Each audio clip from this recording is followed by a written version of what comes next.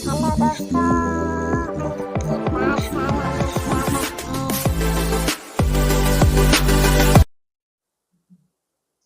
Hello, हम लोग पढ़ाई करते हैं। आप लोगों को जो भी एक दो वीडियो हम आप लोगों को पढ़ाए हुए हैं उसको पढ़ना बहुत जरूरी है। इसका अर्थ हुआ कि पार्ट 1 से लेके पार्ट 4 तक हम आप लोगों को पढ़ा चुके हैं अप्रोक्स। ओके।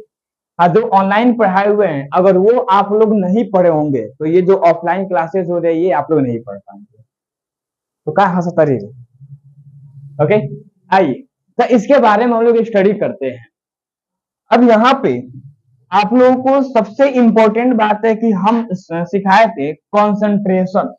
ओके, कंसंट्रेशन का हिंदी क्या होता है बुआ? इसकी हिंदी होती है सांद्रता होती है। ओके, और इसके बारे में हम एक्सप्लेन किए थे कि किसी भी सॉल्यूशन का जो टेस्ट होता है ना उसी को हम क्या कहते हैं? कंसंट्रेशन कहते हैं। अभी तक जितना भी ऑनलाइन क्लास हुआ है, आइए बुआ आइए, अभी तक जितना भी ऑनलाइन क्लास हम आप लोगों को पढ़ाए हुए हैं उस सभी में केवल और केवल कंसंट्रेशन के बारे में एक्सप्लेन किए थे। ओके,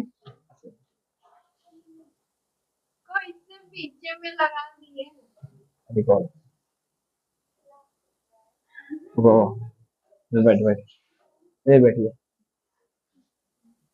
ओके, तो भाई तो हम आप लोगों को कंसंट्रेशन के बारे में समझा रहे थे और इसमें ये हम समझाए थे कि कंसंट्रेशन को हिंदी में क्या कहते हैं? सांद्रता कहते हैं। और उसके बाद में एक्सप्लेन ये किए हुए थे कि किसी भी सॉल्यूशन की जो टेस्ट होती है, स्वाद जो होती है, उसी को हम क्या कहते हैं? कंसंट्रेशन कहते हैं, मतलब सांद्रता कहते हैं। अब इसमें सबसे इंपॉर्टेंट बात है कि हम आप लोगों को समझाए हुए थे सॉल्यूशन। सॉल्यूशन को हिंदी में क्या कहते हैं बोलो? सॉल्यूशन को हिंदी में घोल कहते हैं या इसी को हम क्या कहते हैं? विलयन कहते हैं। और आप लोग को सॉल्यूशन के बारे में इसका डिफिनीशन बताए हुए थे, ये किस किस कंपोनेंट के मिलने से बना होता है ये बताए हुए थे। और उसके बाद इसके टाइप्स के बारे में एक्सप्लेन किए हुए थे कि इसके कितने टाइप्स होते हैं। तो उतना ज्यादा हम लोग को नहीं पढ़ना है, हम लोगों को पढ़ा चुके हैं। लेकिन अभी हम लोग को ये जानना है कि आखिर सॉल्यूशन कहते किसे हैं। तो हम आप लोग को यही बताए थे कि होमोजेनियस मिक्सचर होता है। होमोजेनियस मिक्सचर मतलब क्या होता है? समांगी मिश्रण होता है, जो कि आप लोग जानते हैं। अब यहाँ पे होमोजेनियस मिक्सचर कहने का अर्थ हुआ ये कि कोई भी दो कंपोनेंट को अगर मिलाते हैं आप लोग, कोई भी दो कंपोनेंट को अगर मिलाते हैं, ओके, तो वो दोनों कंपोनेंट एक दूसरे में सोल्यूबल हो जाता है और घुलने के बाद यदि केवल एक ही कंपोनेंट दिखाई देता है तो उसे क्या कहेंगे हम लोग? हुआ उसी को कहेंगे हम लोग होमोजेनियस मिक्सचर कहेंगे। हिंदी में क्या कहेंगे? समांगी मिश्रण। समांगी मिश्रण केवल यही बातें कहती है कि चाहे कितना भी कंपोनेंट मिला लीजिए आप, चाहे कितना ही कंपोनेंट आप लोग मिला लीजिए, लेकिन अगर सभी को मिलाने के बाद केवल एक कंपोनेंट दिखाई देता है तो उसे क्या कहते हैं? होमोजेनियस मिक्सचर कहते हैं।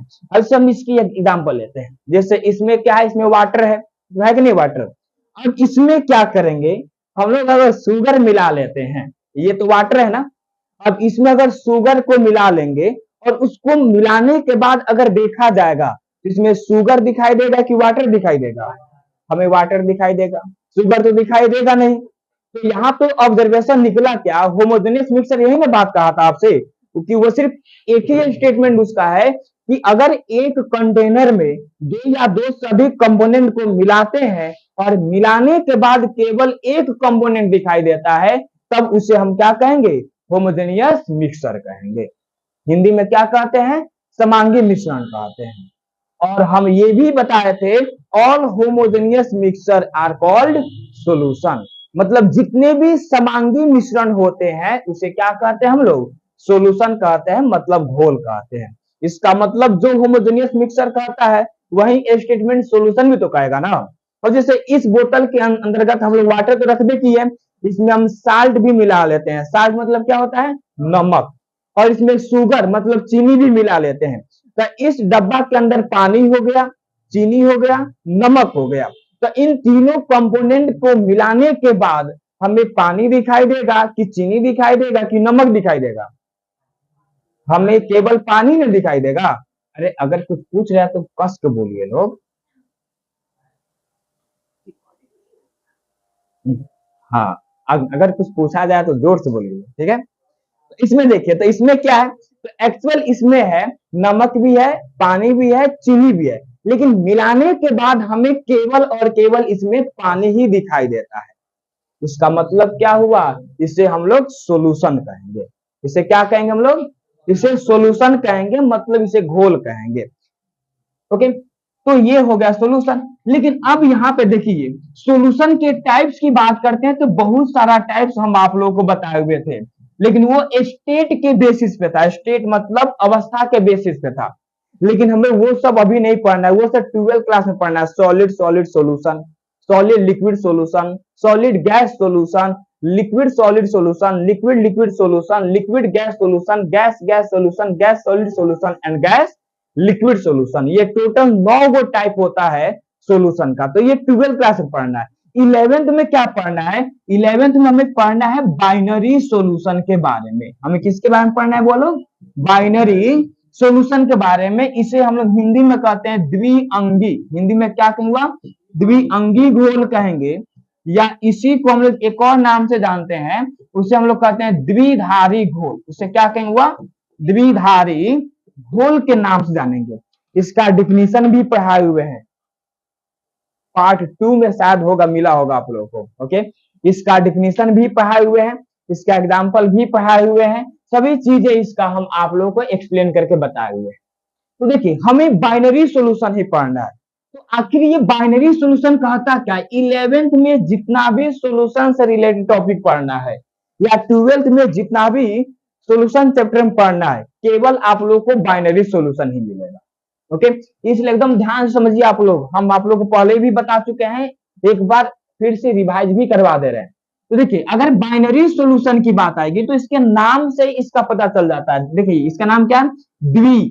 इसका मतलब क्या होता है, दो होता है, ये ना होता है। और उसके बाद क्या हुआ, धारी। तो धारी मतलब क्या होता है, अवयव होता है।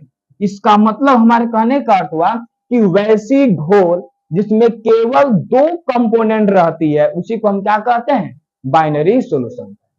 तो हम अभी एग्जांपल बताए हैं कि उस डब्बा में पानी है और चीनी है, तो उस डब्बा में टोटल कितने कंपोनेंट हो गए, दो कंपोनेंट हो, एक हो गया पानी और एक हो गया चीनी, हो गया शुगर हो गया। ओके, तो उसे हम लोग बाइनरी सॉल्यूशन कह देंगे। उसे हम क्या कहेंगे, हुआ उसे बाइनरी सॉल्यूशन कहा जाएगा, मतलब द्विधारी या द्विअंगी घोल कहा जाएगा। तो हमेशा याद रखिएगा कि यदि दो कंपोनेंट को मिलाने के बाद अगर सॉल्यूशन बन जाता है, अब यहाँ पे ये नहीं कि बालू और मिट्टी को मिला दिया जाए और ये कहेंगे कि सर यहाँ पे बालू मतलब सैंड, मिट्टी मतलब सॉइल, तो यहाँ पर दो कंपोनेंट को मिला दिए हैं परस्पर सर, तो इसे तो मिक्सर कहबे करेंगे। मिक्सर मतलब क्या होता है, द कॉम्बिनेशन ऑफ टू और मोर देन टू सब्सटेंसेस या कंपोनेंट्स। मिक्सर यही ना कहता है कि दो या दो से अधिक सब्सटेंस का मिक्सर, मिश्रण होता है, कॉम्बिनेशन होता है, उसी को ना मिश्रण कहते हैं। अब कोई भी कंपोनेंट को मिला सकते हैं, हम लोग भी तो मिक्सर है ना कहलाएंगे यहाँ पे। लेकिन अब ये नहीं समझना है बुआ आप लोगों को कि अगर बात करते हैं कि सैंड और सॉइल, सर ये भी दो कंपोनेंट हो गया, दोनों कंपोनेंट को मिला दिए मिक्सर बन गया, तो इसे हम लोग बाइनरी सॉल्यूशन कह देंगे। ऐसी बात नहीं है। सॉल्यूशन मतलब क्या होता है कि वैसी दो कंपोनेंट को मिलाइए जो एक दूसरे में क्या हो जाए, सोल्यूबल हो जाए, मतलब घुलनशील हो जाए। ओके, अब चलिए, अब यहां में देखा जाए, अब एग्जाम्पल में क्या हो जाएगा, जैसे एग्जाम्पल में एल्कोहल की बात करते हैं, एल्कोहल और सोडा को मिला दीजिए, एल्कोहल और सोडा को मिला लीजिए। ओके, तो एल्कोहल सोडा को मिलाएंगे तो ये एक दूसरे में क्या हो जाएगा, सोल्यूबल हो जाता है, ये एक दूसरे में बुआ घुल जाता है, तब इसे सॉल्यूशन कहेंगे। एकदम सिंपल एग्जांपल सब कोई जानता है कि वाटर और शुगर मतलब चीनी और पानी, अगर इसको मिलाते हैं तो ये आपस में सोल्यूबल होगा कि नहीं, चीनी आकर पानी में क्या हो जाएगा, घुल जाएगा, सोल्यूबल हो जाएगा, तो इसे तो सॉल्यूशन कहबे करेंगे। यहाँ पे बालू और मिट्टी को कितना भी मिलाएंगे आपस में मिलेगा कभी, वापस में नहीं मिलेगा, अलग से ही हमें बालू दिखाई दे देगा, अलग से ही हमें मिट्टी दिखाई दे देगा। ओके, अगर ईंट और पत्थर को एक साथ मिलाते हैं तो वो एक दूसरे में सोल्यूबल होगा कभी? वो एक दूसरे में घुलनशील नहीं होगा, उसमें ईंट भी अलग दिखाई देगा और पत्थर भी क्या होगा? अलग दिखाई देगा, तो उसे सोल्यूशन थोड़े कहेंगे। सोल्यूशन मतलब क्या होगा? सोल्यूशन मतलब ये होता है कि जब आप दो कंपोनेंट को मिलाते हैं तो दोनों कंपोनेंट को मिलाने के बाद केवल एक कंपोनेंट ही हमें दिखाई देगा, उसी को ना सोल्यूशन कहेंगे, उसी को हम लोग क्या कहेंगे? घोल कहेंगे। ओके, तो अब देखिए हमें केवल दो ही कंपोनेंट को घुलाना है, हमें केवल दो कंपोनेंट को घुलाना है। अब यहाँ पे थोड़ा समझिए इसके बारे में और। तो आप लोगों को बताए हैं कि बाइनरी सॉल्यूशन होता है, बाइनरी सॉल्यूशन को हिंदी में क्या कहते हैं वो लोग? द्विधारी घोल कहते हैं, या इसी को हम क्या कहते हैं? द्विअंगी घोल के नाम से जानते हैं। इसका मतलब इसमें केवल दो कंपोनेंट होते हैं। कितने कंपोनेंट होते हैं? वह दो कंपोनेंट्स होते हैं और दोनों कंपोनेंट्स का अपना अपना नाम होता है, जो कि हम आप लोगों को पढ़ाए हैं। एक क्या होता है? एक होता है सोल्यूट और दूसरा क्या होता है बुआ? सोल्वेंट होता है। तो सोल्यूट को हिंदी में क्या कहते हैं? घुल्य कहते हैं, या इसी को हम लोग एक और नाम से जानते हैं, विलेय के नाम से भी जानते हैं। ओके, लेकिन अगर वही सोल्वेंट की बात करते हैं तो इसे हम लोग क्या कहेंगे हुआ? इसे हम लोग कहेंगे घोलक, या इसी को हम लोग एक और नाम से जानते हैं, विलायक के नाम से जानते हैं। इसका मतलब बाइनरी सॉल्यूशन में केवल दो ये कंपोनेंट होगा और उस दो कंपोनेंट में से एक कंपोनेंट को सोल्यूट कहेंगे और दूसरा कंपोनेंट को क्या कहेंगे? सॉल्वेंट कहेंगे। यहाँ तो कोई दिक्कत आप लोगों को? सिंपल में सोचस ना कहने के, जैसे आप लोग बता रहे हैं कि एक गिलास रख लीजिए और उस गिलास में इतना नमक डाल दीजिए और इतना पानी डाल दीजिए, एक में मिलाइएगा आप। अब एक में मिलाने के बाद नमक दिखाई देगा हम लोग को? नमक दिखाई नहीं देगा। अब जब नमक दिखाई नहीं देगा, इसका मतलब ये नहीं कि उसमें से नमक निकल गया, कहीं दूसरी जगह रख दिए उसको निकाल के, नहीं, नमक पानी के अंदर घुल गया, तो वह एक टाइप का जो है ना वो सोल्यूशन कहलाएगा। हाँ, उस सोल्यूशन में केवल दो ये कंपोनेंट है, अब केवल दो कंपोनेंट है, तो उस सोल्यूशन को हम क्या कहेंगे? बाइनरी सोल्यूशन कहेंगे। यहां तक कोई दिक्कत आप लोगों को? अब चलिए, अब यहाँ पे नमक और पानी, हम किसकी बात किए हैं? Salt plus water. इसका मतलब नमक, इसे हिंदी में कहा जाता है लवण कहा जाता है, और इसे कहते हैं जल कहते हैं। तो नमक और पानी जो है इन दोनों को मिलाए हैं, तो इसे तो बाइनरी कहबे करेंगे, क्योंकि इस सॉल्यूशन में केवल दुइये को कंपोनेंट मिला हुआ है, तो इसे हम लोग बाइनरी बोलेंगे कि यह बाइनरी सॉल्यूशन है। लेकिन एक इसमें ये बात हुआ कि जब बाइनरी सॉल्यूशन है तो कोई एक इसमें से सोल्यूट कहलाएगा और कोई एक इसमें से सोल्वेंट कहलाएगा। अब सोल्यूट किसे कहेंगे, सोल्वेंट किसे कहेंगे? इसका डिफिनेशन लिखा है ना आप लोग को, इसका डिफिनेशन लिखा है, अब बहुत सारा एग्जांपल भी हम आप लोगों को लिखाए हुए हैं। तो देखिए सोल्यूट मतलब क्या होता है? जो डिजोल्व हो जाता है, डिजोल्व, इसका मतलब जो घुल जाता है। ओके, और सोल्वेंट मतलब क्या होता है? जो डिजोल्व अर्थात जो घुला लेता है। ओके, इसका अर्थ हुआ कि जो घुल जाता है उसे सोल्यूट कहते हैं और जो घुला लेता है उसे क्या कहते हैं? सोल्वेंट कहते हैं। अब यहां बताइए ये जो सॉल्यूशन बना है, बाइनरी सॉल्यूशन बना है, तो इसमें साल्ट है, वाटर है, तब ये बताइए कि इसमें घुलने का काम नमक करेगा कि पानी करेगा? सिंपल बात है, नमक करेगा, क्योंकि नमक को जैसे पानी में डालेंगे तो नमक घुलना प्रारंभ हो जाएगा। इसका मतलब नमक इसमें जाके सोलबुल हो जाएगा, घुलनशील हो जाएगा। ओके, तो यहाँ पे घुलने का काम नमक कर रहा है, इसलिए हम क्या कह देंगे? सोल्यूट कह देंगे। लेकिन नमक को अपने अंदर कौन घुलाने का काम कर रहा है? तो नमक को अपने अंदर पानी घुलाने का काम कर रहा है, तो इस पानी को क्या कहेंगे बुआ?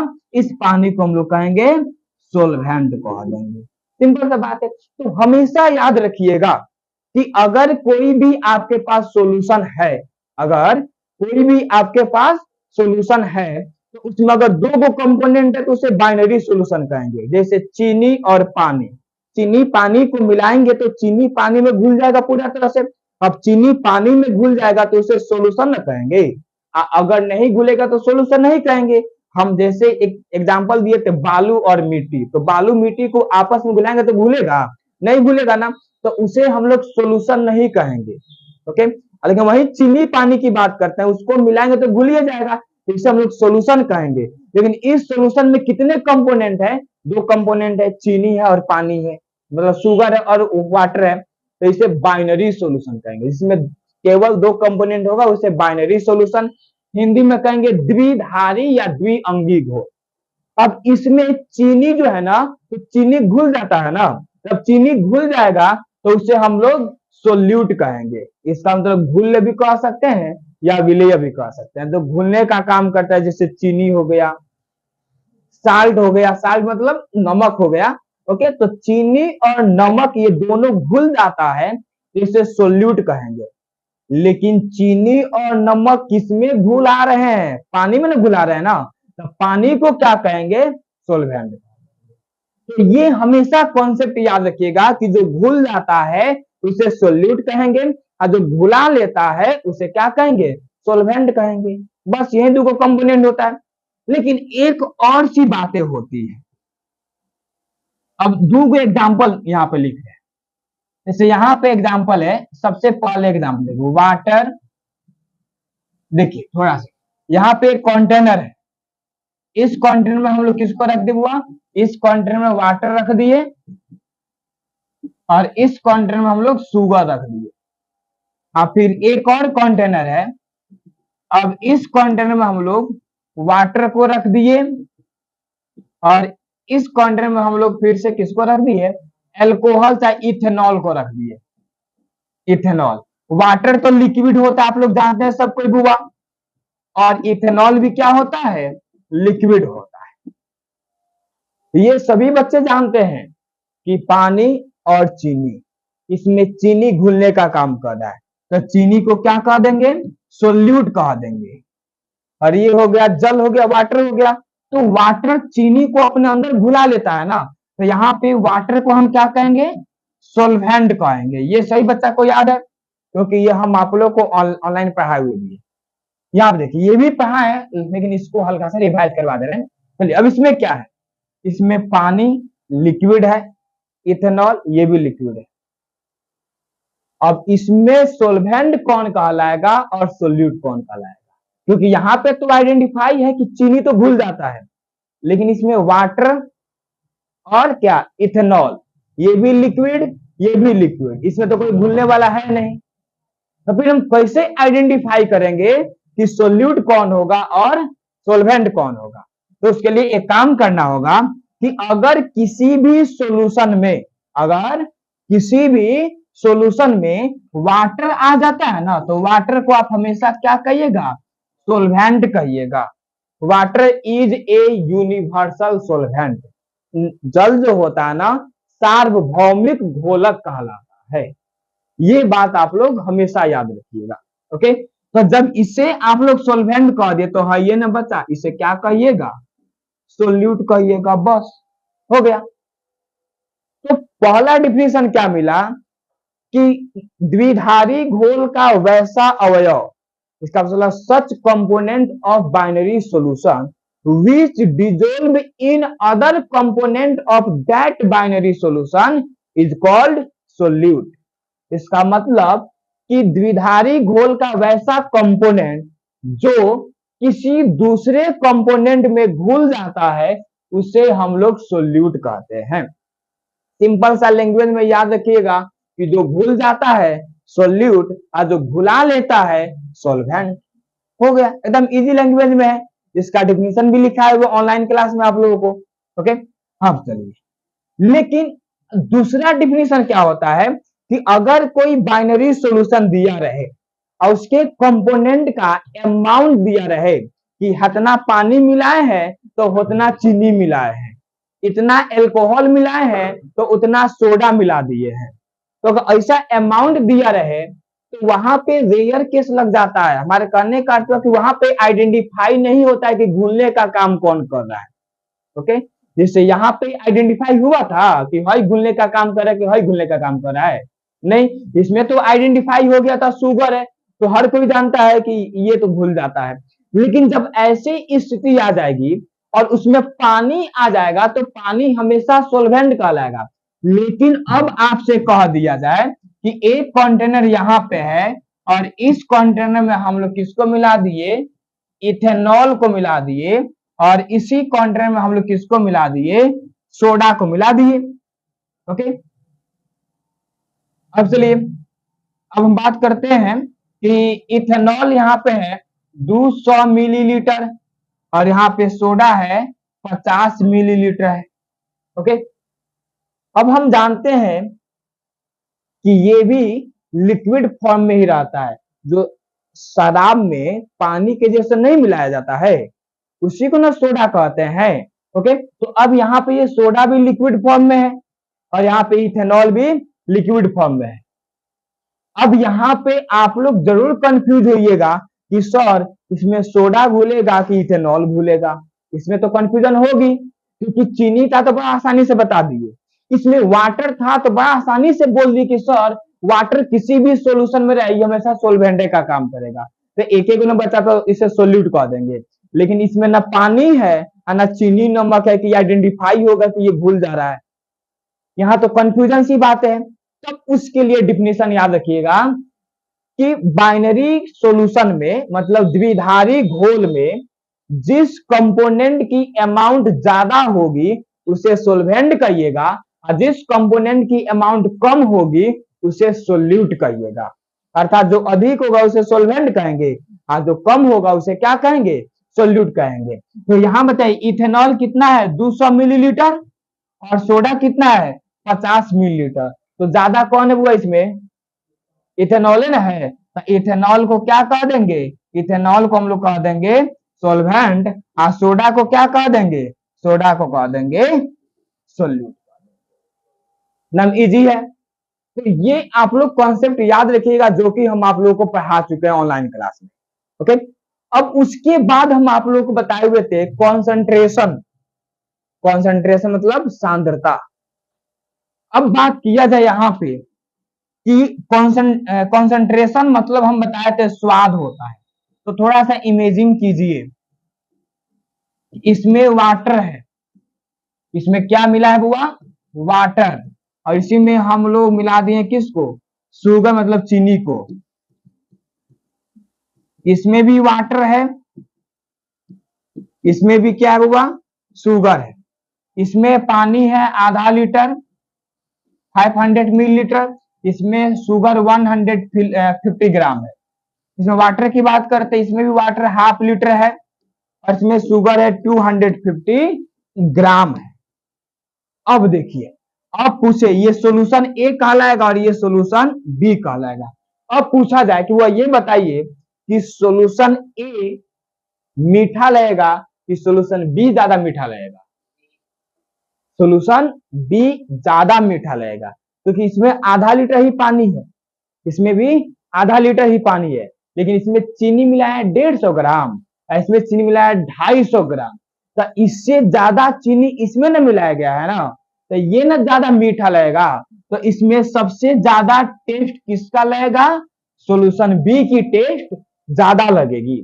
इसका मतलब इसकी कॉन्सेंट्रेशन भी तो ज्यादा होगा ना, इसका कॉन्सेंट्रेशन क्या होगा, ज्यादा, क्योंकि हम पहले ही बताए हैं कि किसी भी सॉल्यूशन का टेस्ट उसकी कॉन्सेंट्रेशन को क्या करती है, एक्सप्लेन करती है। जो सॉल्यूशन जितना ही ज्यादा टेस्ट को दिखाएगा, शो अप करेगा, एक्सप्रेस करेगा, उसकी कॉन्सेंट्रेशन उतना ही ज्यादा होगी। और वहां पे चीनी मिलाइए तो, या अचार मिलाइए तो, या नमक मिलाइए तो, यहाँ पे मिला देंगे कम नमक, यहाँ मिला देंगे ज्यादा नमक, तो इसका टेस्ट ज्यादा ना हो जाएगा, ये अधिक नमकीन लगेगा। अब अधिक नमकीन लगने के कारण इसकी कॉन्सेंट्रेशन भी तो ज्यादा हो जाएगी ना। अब कितना कॉन्सेंट्रेशन है इसको कैलकुलेट करने के लिए 8 वो विधि हम आप लोग को लिखाए हैं। ऑनलाइन स्टडी किए होंगे तो मिला होगा कि किसी भी सॉल्यूशन की कॉन्सेंट्रेशन को कैलकुलेट करने के लिए टोटल 8 विधियां होती है। ऐसे में 11th क्लास में 3 गो विधि दिया है, लेकिन हम 8 लिखा है, हम 8 पढ़ाएंगे आप लोगों को। और उस 8 गो में 5 गो बता दे रहे हैं 100%। 11th का जो आप लोग का एग्जाम होने वाला है होगा, तो उस मंथली एग्जाम में पक्का इस पांचों में से एगो, कम से कम एगो पूछेगा क्या, शॉर्ट क्वेश्चन। क्या हुआ? ओके, एक पूछेगा शॉर्ट क्वेश्चन और लगभग 2 क्वेश्चन आप लोगों से न्यूमेरिकल में पूछेगा ऑब्जेक्टिव में। हो सकता है कि एगो शॉर्ट क्वेश्चन में न्यूमेरिकल भी पूछ दे आप लोगों से। तो 11th क्लास में 5 नंबर से 6 नंबर पूछता है, लेकिन 12th में जाएंगे तो 4 नंबर रखा हुआ है। इस 5 को टॉपिक अगर याद कर लिए तो एक क्वेश्चन आएगा शॉर्ट में आएगा और 2 ऑब्जेक्टिव क्वेश्चन में पूछा जाएगा, 2 से 3 को पूछा जाता है। इस साल आया था मोल फ्रैक्शन, इस साल क्या हुआ, मोल फ्रैक्शन आया था, इसे हिंदी में कहते हैं मोल अंश कहते हैं। आया था कि इसको एक्सप्लेन कीजिए, इसका मतलब इसका डेफिनेशन लिखिए और उसका जो फॉर्मूला होता है वो फॉर्मूला लिख दीजिए। अगर उतना लिख दिए तो आपको कितना नंबर मिल जाएगा, 2 नंबर मिल जाएगा। और 2 से 3 क्वेश्चन आया था ऑब्जेक्टिव में, न्यूमेरिकल आया था। इसी 5 टॉपिक से आता हमेशा, कौन कौन सा, molarity, molality, normality, mole fraction और मास फ्रैक्शन। ये 5 टॉपिक जो है ना, इतना समझिए कि ये कम से कम 4 से 5 नंबर लेकर 12th क्लास में आएगा। आप लोग विश्वास नहीं, देखिए दिखा रहे हैं, ये 12th क्लास का क्वेश्चन है जो इस साल एग्जाम हुआ था ना, वही है क्वेश्चन है, देखिए।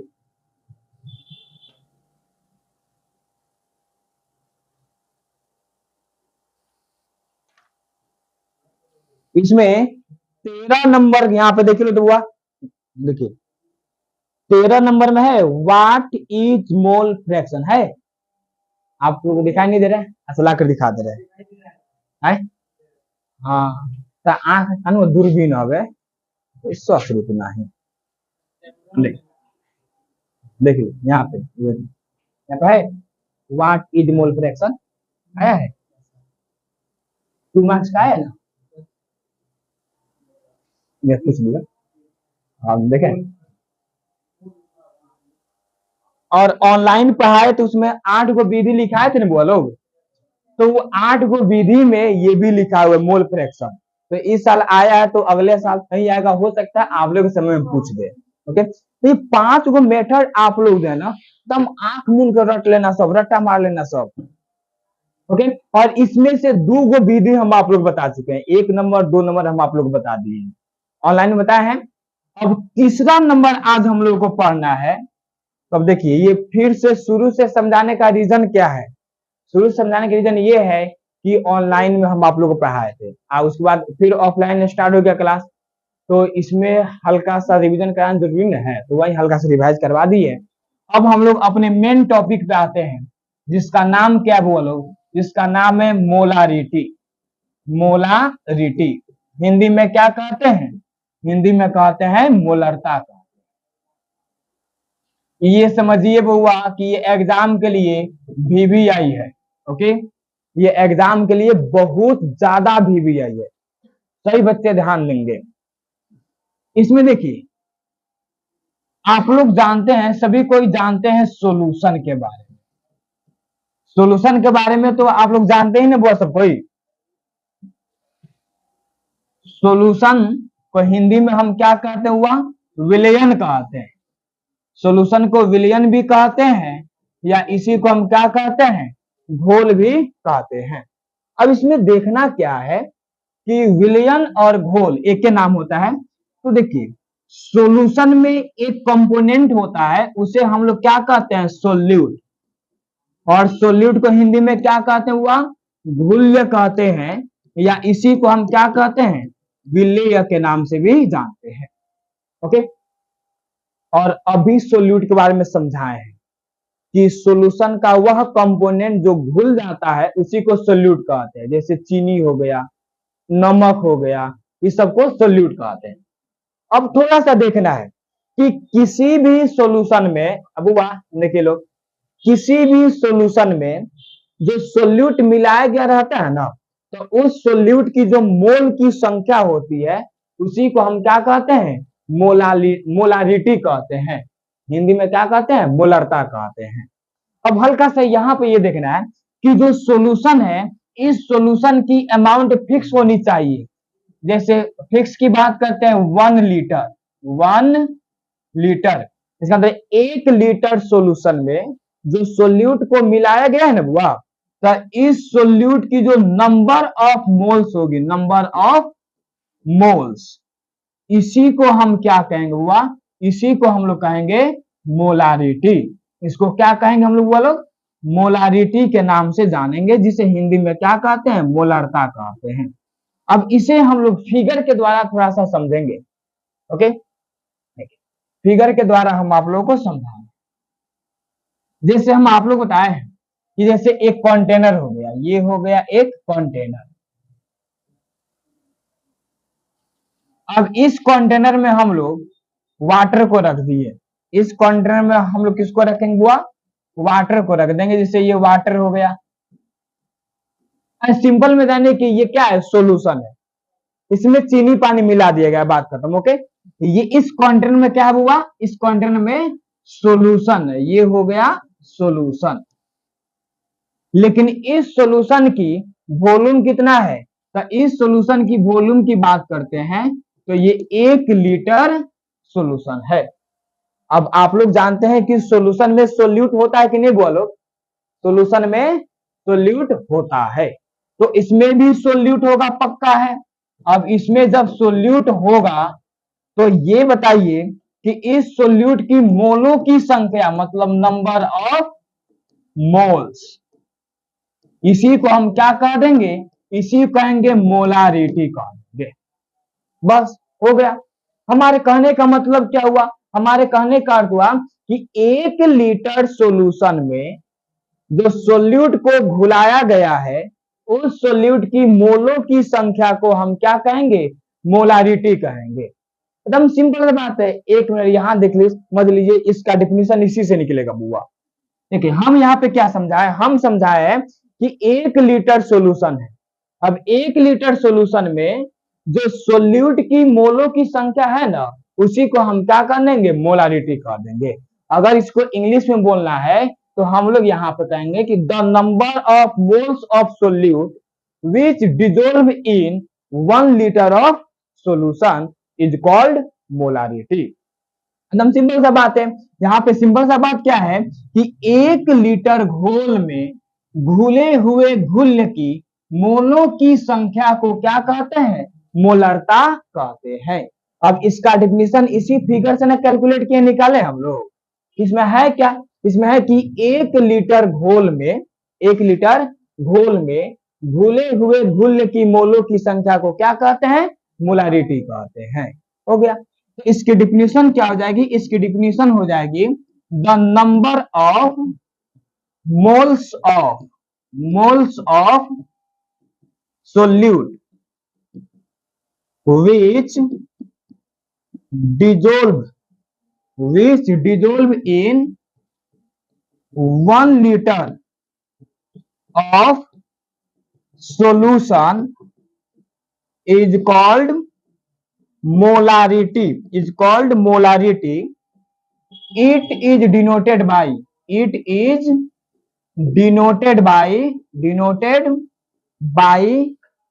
Capital M। ओके, इसको लिखिए तो वो आप लोग थोड़ा सा, उसके बाद फिर इसके बारे में एक्सप्लेन कर रहे हैं हम। तो अगर इसको लिख लीजिए लोग, अगर इसको, तो फिर अगला लिखिएगा लोग। इसका भी स्क्रीनशॉट आप लोग वो ले लीजिए। हो गया हुआ।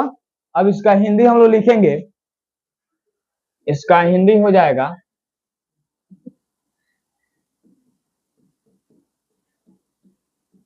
1 लीटर घोल में घुले हुए घुल्य की मोलों की संख्या को, मोलों की संख्या को मोलरता कहते हैं, मोलरता कहते हैं। इसे कैपिटल M से निरूपित किया जाता है, निरूपित किया जाता है।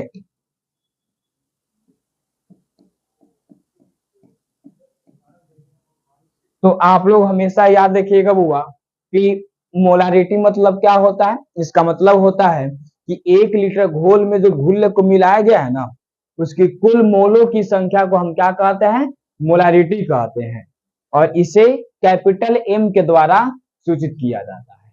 अब रह गई इसकी फॉर्मूला, इसका यूनिट क्या होता है, तो वो अभी अधिक देर का क्लास है और इस पे क्वेश्चन, क्योंकि एक टॉपिक समाप्त होगा फिर हम लोग उसका क्वेश्चन बनाएंगे। ओके, तो इसमें अभी अधिक समय लगेगा तो आज तो संभव है नहीं, फिर हम लोग अगला क्लास बिहान करेंगे। ओके।